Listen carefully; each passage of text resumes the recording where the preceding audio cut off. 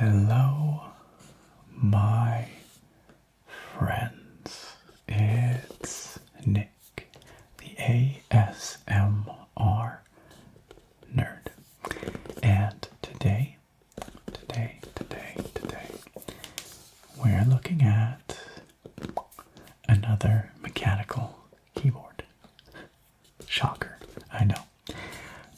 But one of the most consistent pieces of feedback that I get from you guys these days regarding the mechanical keyboards is that you would like to see more budget-oriented mechanical keyboards on the channel, in addition to the more sort of mid-range or premium mechanical keyboards that I do on here as well. And so I've got a couple such more budget-oriented keyboards coming up over the next little bit, and this is one of them. This is the XVX M84, and this board comes in at about $80 to $90, which, you know, is not the most budget, but it is certainly in the sort of under $100 segment, and a more appealing price point for many who are, you know, not looking to spend 200 plus, for example, on a mechanical keyboard, but are still looking for an interesting and fully featured product. Now, I must admit, this is the first board that I have looked at and checked out from XVX before, but when they reached out and asked if I wanted to check out their M84 Coral Sea keyboard, I couldn't say no. It actually is a very interesting looking keyboard, and I know the black box and the sort of plain graphics imply that maybe it's straightforward looking keyboard, but as you'll see when we get inside, there's some neat stuff going on here. It's actually quite interesting looking. This video is sponsored by XVX, so they sent this board over for me to show to you guys. They are paying me to show this to you guys. This is not a formal review. I always make very sure to let you guys know when that's the case. So this is going to be an unboxing. We're going to take a look at what's in here. There's going to be a typing test so you guys can see it and hear it in action. Then you can make up your own mind about what you think of this board once you've seen and heard it. There are links, or a link, there is a link down in the video description where you can pick up this board if you like. So without further ado, let's get into this. So this is, like I said, a budget-ish oriented keyboard, regularly priced at about $90 US. I have seen it for less. Depends on where you pick it up, but I've seen it on sale for a bit less than that as well. It comes in this pretty plain box, just matte black. We've got this sort of stencil-y looking image of the board here, schematic kind of layout. This is pretty typical. XVX has their logo up here, M84, so it is an 84 key keyboard, which makes it a 75% class keyboard. Once we get it open, you'll see what I mean. So it's a compact layout. High performance mechanical keyboard, they say over here. As you can see, we've got Gatoron yellow switches on this particular model. It's also available with, I believe, Gatoron reds or browns as well. But Gatoron yellows are a great budget linear switch. They are quite renowned for their excellent value. It is also hot swap, so it's a great foundation if you want to experiment with other switches. It is wireless with the 2.4 gigahertz wireless USB receiver. It also has RGB backlighting because that's pretty much a requirement these days for a keyboard. On the back here, you get a better sense of the layout. It is, once again, this 75% layout, dedicated arrow keys, and a column of nav cluster keys, but no numpad, obviously. And that's kind of all that we get here. Well, a couple socials there, a little bit of information about the manufacturer, contact info, QR code, that kind of stuff, but not much else. What does it say on the sides here? No, it's just the website, xvxchannel.com. Like I said, this is the first product I've checked out from XVX, so I am curious to see what they are offering. And yeah, the plain black exterior definitely is in contrast to what is within. It looks very reserved, but the actual aesthetic is much more exciting. So let's get this thing open. Looks like it's just got a little tab here. Come now. It's quite stiff. There.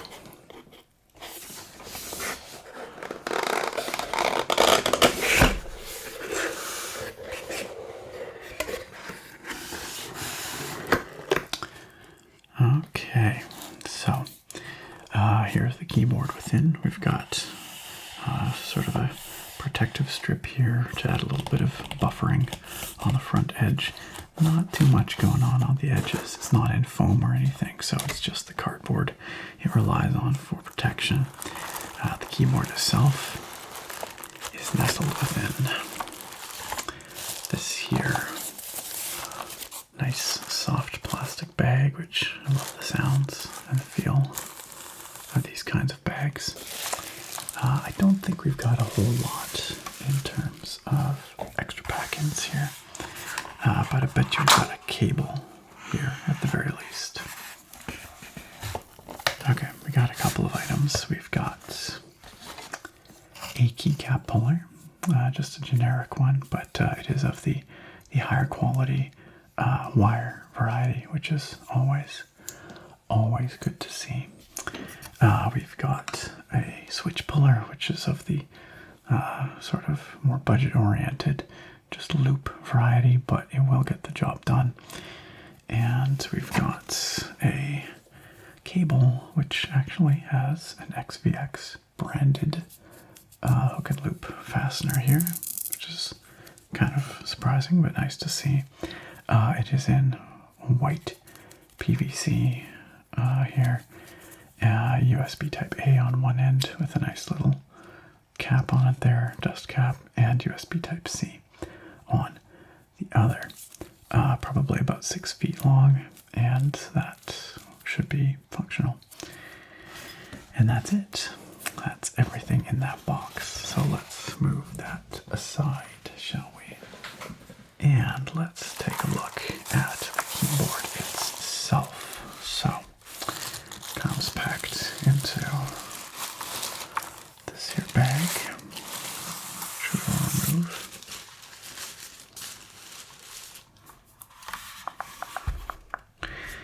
And we do have a tiny little manual here, XVX Theme Series User Manual. Tells us about the wireless mode, charging, software download. This does come with software for remapping the keys and that sort of thing. Backlight and secondary function layer. Media keys and such. And that's that. So it's all in English, which is nice. And here is the keyboard. I told you that the actual aesthetic is more exciting than the box would imply. So this is why it is called the XVX M84 Coral Sea, because we have this incredible nautical kind of aesthetic, I guess. Maybe not nautical. It's not like it's a sailing ship or anything like that. It's more marine, I guess. But it's also got this Japanese kind of like great wave aesthetic going on as well. It's certainly visually striking. I suppose it might be kind of divisive. Some people might think this is a little bit much, or it might not match their setup, but for someone who does appreciate this aesthetic, or someone who has a setup that would match this, this is pretty cool, and it certainly does help us stand out from the competition. Now, I have seen this keycap set other places before, or something very similar to this, as just a keycap set, not as a board. But there's a couple of things that make this one unique. Let me show you. So the first is that it's not just the keycaps, it is the whole board that has this aesthetic. The case all the way around has this great wave, coral sea kind of color matched aesthetic. And on the back, we have the same design as on our space bar here. The other thing that makes this kind of unique is the profile. These keycaps are in an interesting profile. I'm not even sure what it is, truth be told. It's kind of like XDA, which is to say it's got these sort of rounded edges, but unlike XDA, it is sculpted. So the different rows have different heights in the same way that, you know, an OEM or an SA profile might, for example, or cherry profile, whereas XDA is usually all flat. So I don't know if this is like a custom profile that XVX does, or if it has a name and is used elsewhere, but I have never seen anything quite like it before. But it makes for this really nice aesthetic that is somewhat unique. But we're getting a little bit ahead of ourselves. So let's just talk about the basics to start with. So as I mentioned, this is an 84 key 75% layout, which is to say we have the full 60% type layout, the alphanumeric keys over here. We have the full F row along the top, and then we have some extra stuff on the right. We have the dedicated arrow keys here. We have one column of nav cluster keys here, and then we also have a couple of others up here because we're fitting in some dedicated arrow keys. Our right shift is a little bit shortened, and our three mods on the right here are 1U, so just a single key wide, instead of the 1.25, which is conventional, which does mean that you're going to have somewhat limited keycap compatibility if you were to swap these out with something else. But why would you? Because the whole draw of this board is its unified and striking aesthetic. I feel like buying this particular board and then changing out the keycaps is sort of missing the point of this board.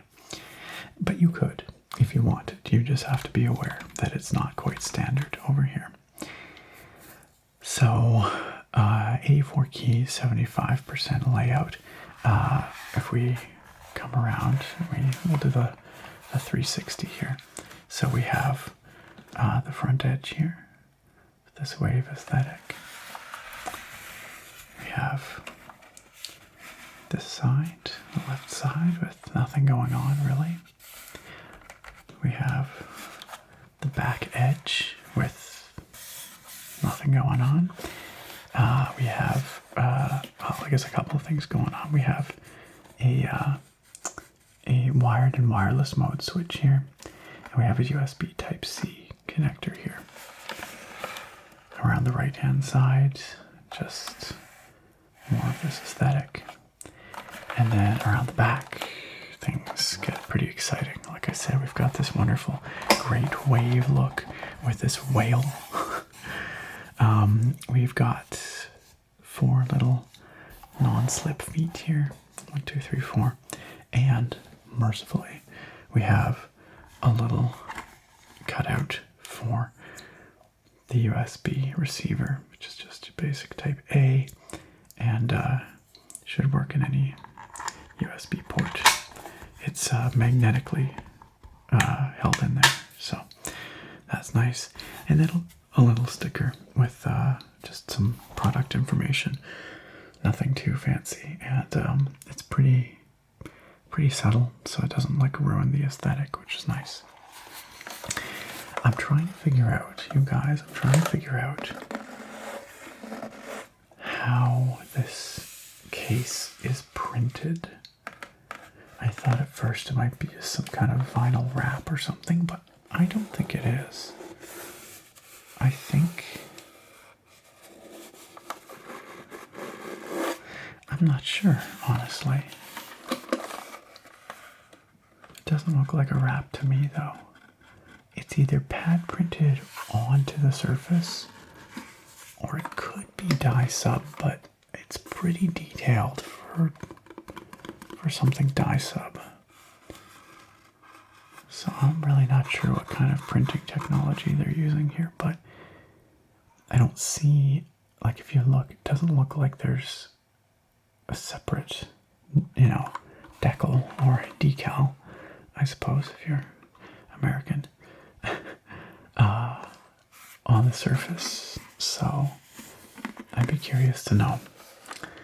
Anyway, at any rate, whatever technology they're using to print this on, it looks pretty durable, and I wouldn't worry as much about this printing tech as I would about the keycaps themselves, because obviously with the keycaps you're going to have your fingers on them constantly, so the legends are prone to wearing, whereas with the case you're not going to be touching this all the time. So in terms of just general feel and heft, it's pretty good. It's not the heaviest keyboard I've ever felt, but it doesn't feel hollow and light anyway.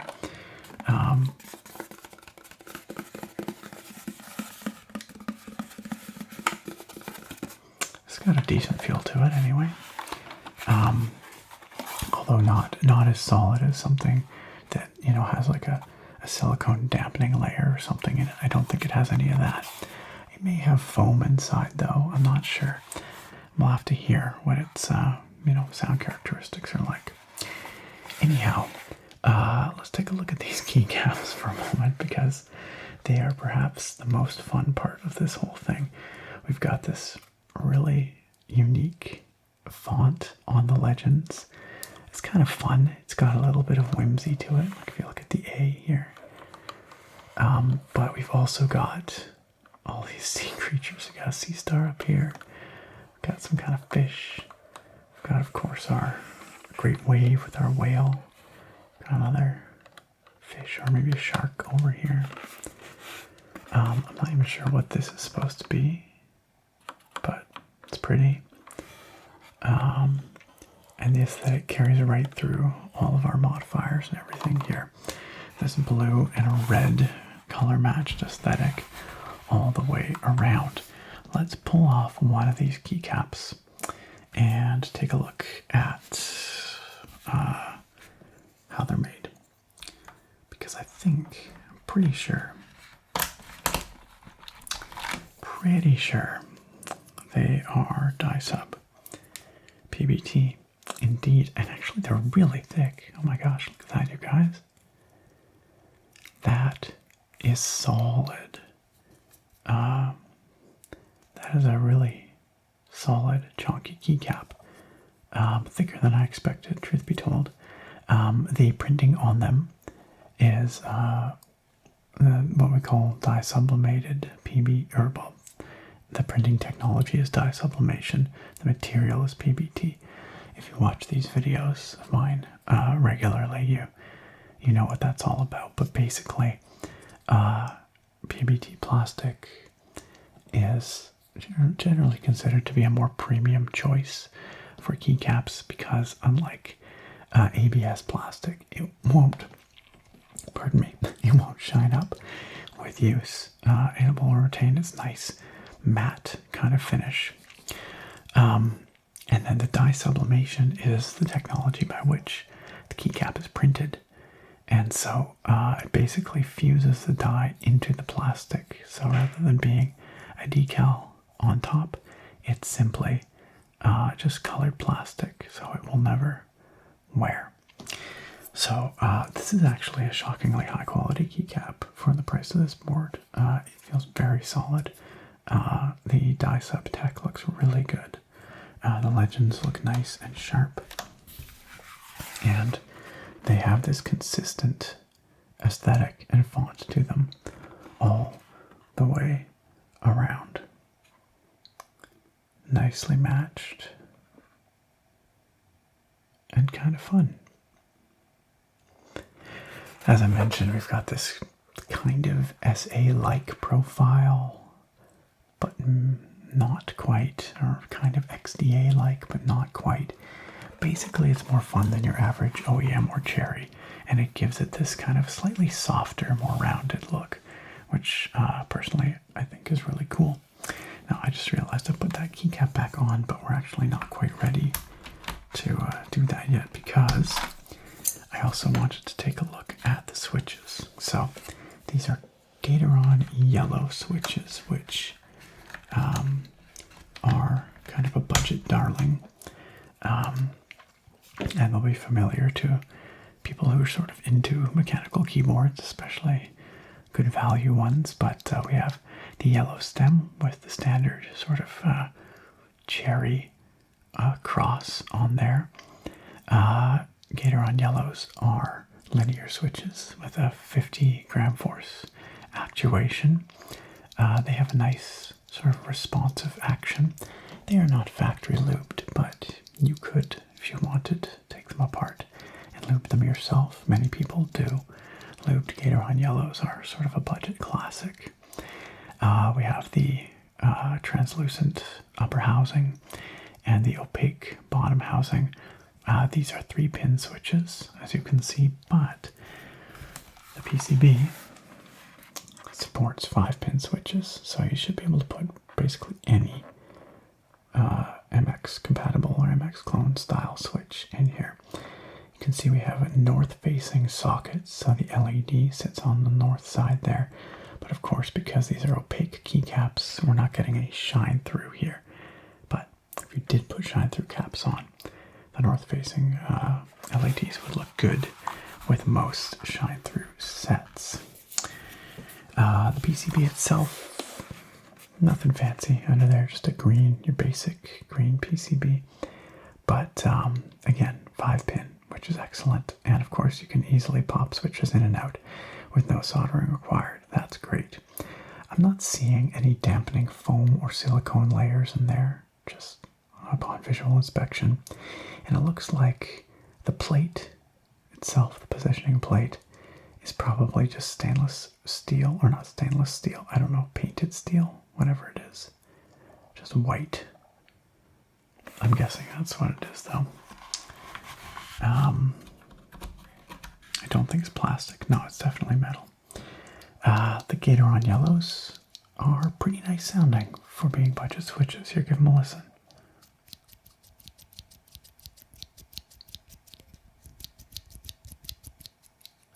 Just the tiniest little bit of spring ping.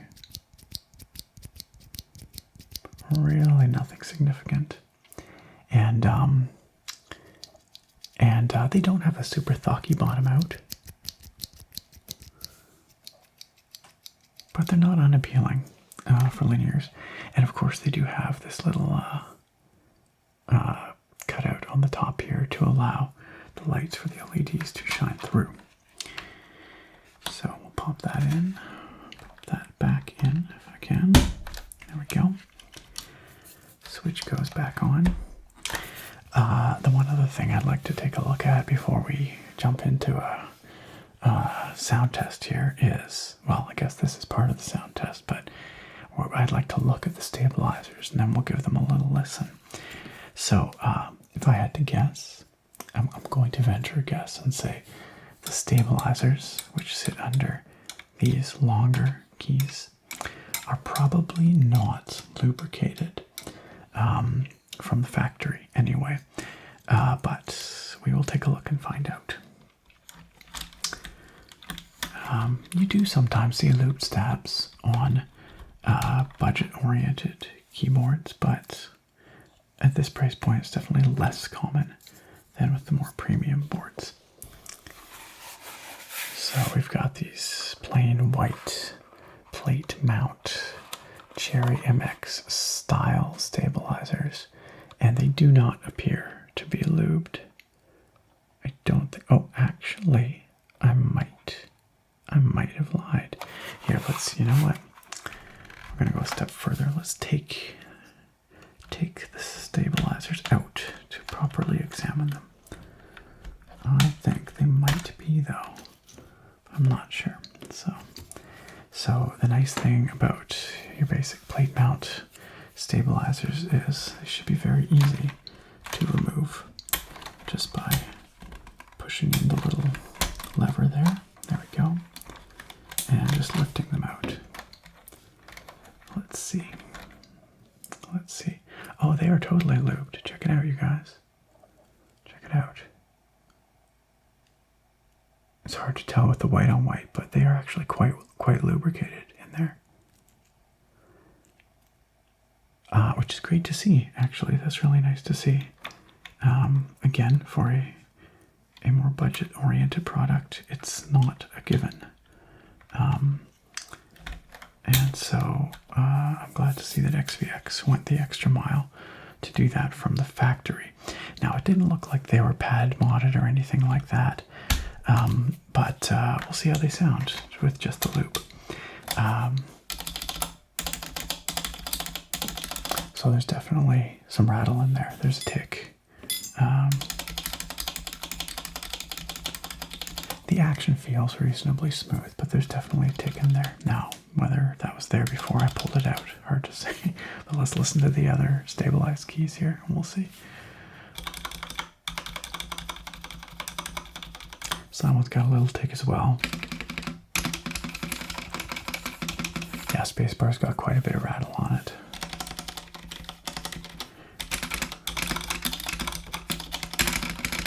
So they've all got quite a bit of rattle despite being factory lubed. Now that can come down to the stabilizer bar, which maybe needs to be adjusted slightly. If it's bent ever so slightly, it can have a tick like that, in which case you just have to bend it until it sits nice and flat on a flat surface, and that'll help alleviate the tick situation.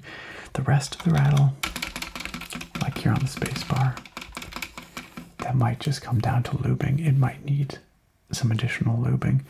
And then, of course, there's Band-Aid modding and clipping the stabs as well, which I'm not going to go into here. But suffice to say that if you wanted to do that, to get rid of the tick, get rid of the rattle, you could do that yourself with relative ease. It wouldn't take very long. But from the factory anyway,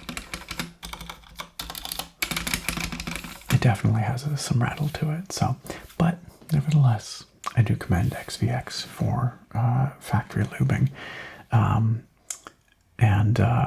You know, I've always said getting the stabilizers right from the factory is one of the most challenging things to do. At least they're giving it a shot, even if the results are not quite what you would hope. Anyhow, all right.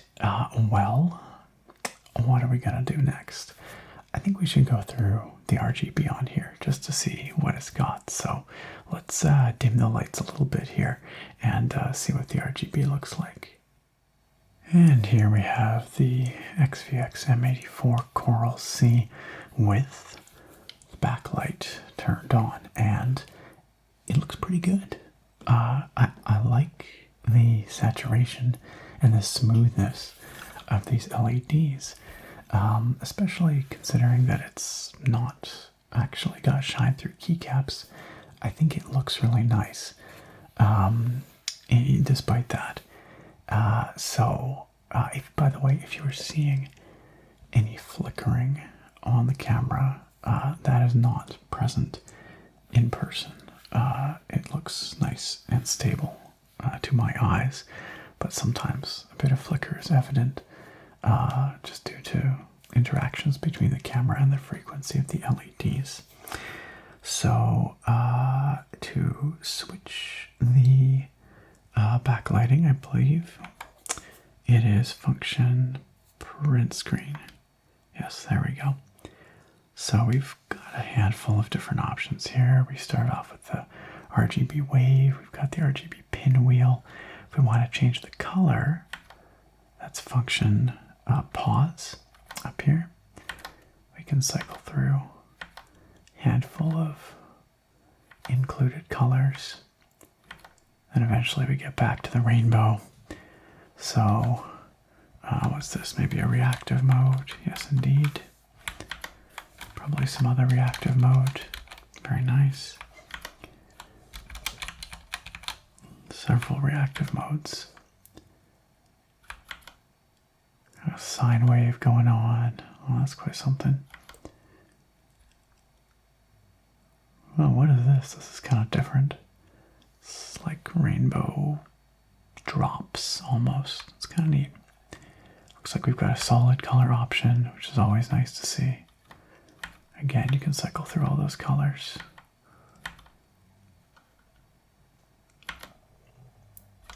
Another reactive. Yes, where it lights up as you press on them. Colors change when you press them. Sort of the twinkling, sort of the rain effect. Not sure what this one is, but they're changing colors. A breathing mode, of course. And fading through. And one of my typical favorites, the ripple. We can adjust brightness with function key up. That flashing probably means we're at maximum brightness. And then if we go down, we have 1, 2, 3, 4. Basically 4 brightness options, and then off. That flashing is bright. And the default maximum brightness is good. You know, it looks nice in a darkened room for sure. And we can adjust the speed, I believe, of the effects with function left and right. So this is maximum speed. And then we can slow it down there. We're at the minimum. I like it nice and slow. It just keeps the chill vibes across the board. And that's that. Those are the RGB backlighting effects built into this board. There is software available from XVX, which does allow you to configure the backlight in software as well. I'm not going to be diving into that in this video, but it is available for download from XVX, and it does mention it, I believe, in the manual as well. What I am going to be doing here, though, is typing on this thing, because really the most important thing is, does it sound good? Does it feel good? In addition to looking good. So without further ado, let's get on to the typing test.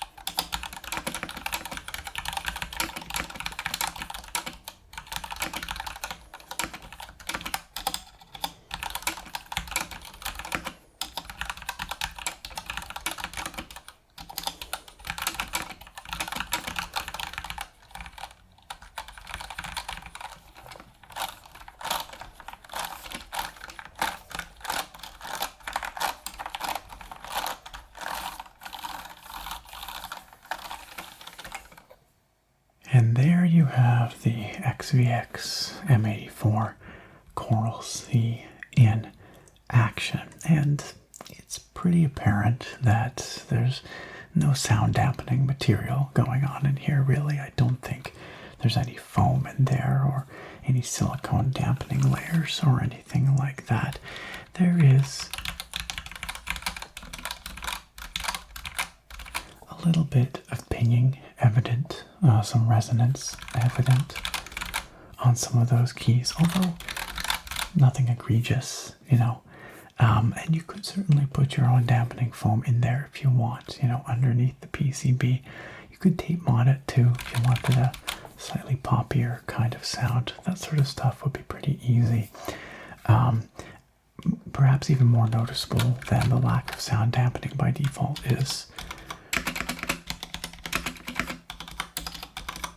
the rattly stabilizers, and really the spacebar is the worst offender here. That's pretty hard to miss. But once again, as I said, you could fix that for next to nothing. It's very easy to pop these tabs off, modify them with a little bit of lube, a little bit of Band-Aid mod to balance that bar, to try and get rid of those ticks, because they are plate mount stabs. Really straightforward, really easy. Also, because it's a hot swap keyboard, you don't have to, you know, desolder or anything just to get the stabilizers off, right? So, so there is a lot of potential here as a kind of DIY foundation. If you wanted to get in here and tinker and modify it yourself, it is certainly capable of that. And of course, the hot swap sockets make it a great foundation for experimentation as well. But really, this board is all about its aesthetic. It has a very strong aesthetic identity, which, quite frankly, as I said earlier, is not going to be for everyone. It's perhaps its greatest challenge, but also its greatest strength if this is a look that you like, because it really helps it stand out from other budget keyboards. You know, in the sub $100 range, you're usually looking at very gamery aesthetics, usually either something that's all black or all white, and then there's going to be some RGB thrown in. This is something wholly unique in the sub $100 space from an aesthetic standpoint, and XVX has gone the extra mile by not only including some very high quality keycaps. I'm really impressed with the quality of the keycaps on here, but also going the extra mile and tying in the aesthetic of the case as well. So if this particular design matches your setup, or if you've just fallen in love with the aesthetic and would like to build a setup aesthetic around this design, then perhaps this is the keyboard for you. And like I said, it would provide a solid foundation for experimentation, for tweaking and tuning the sound and feel yourself, and for experimenting with different kinds of switches with those 5-pin hot swap sockets as well. So if all that interests you, be sure to check out that link down below in the video description, where you can pick up the XVX M84 Coral Sea for yourself if you like. Once again, a big thank you to XVX for sending over this board for us to take a look at here today. It is certainly an interesting and unique entry in the budget-oriented mechanical keyboard space. I appreciate them supporting the channel and sponsoring this video, and I appreciate you for watching. Thank you so much for watching this video today, my friends. I hope you found it informative. I hope you found it relaxing, and I look very forward to having you back here next time.